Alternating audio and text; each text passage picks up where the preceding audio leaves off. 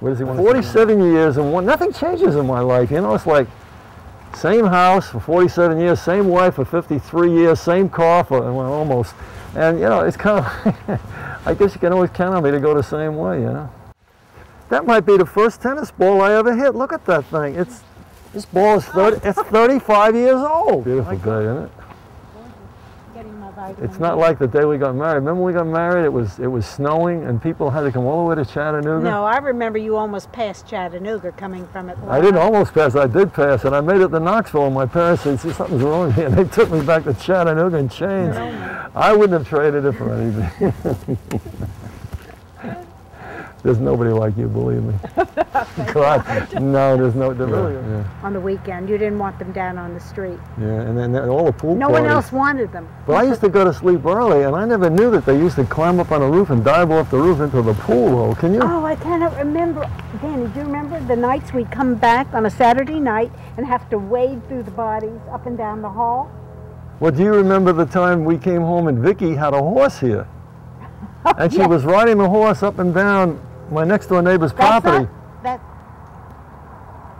You know, it's strange standing out here in front of the house. This is probably the one place we never spend much time. It's kind of, we should put a bench out here, you know, and reflect on it more often. It's romantic. It's beautiful. I mean, think about it, you know.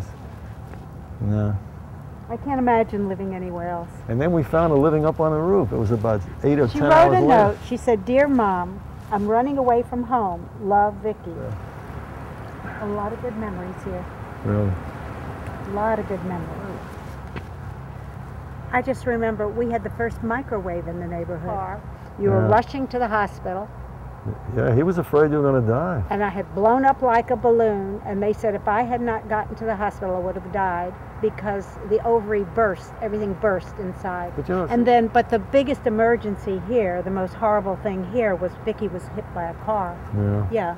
And what they had to worry about was that the brain would expand Right. and not being able to have enough capacity for it. We spent the night sleeping on the floor there. Well, sleeping or lying on the floor. Yeah, I couldn't move for 3 months. You were flat on your back for 3 months, and you had a wheelchair, and you had, you were out of it. You were in such pain, I never saw anything like it. You had to put it, the worst part, I think, wasn't the pain in your back, it was my cooking.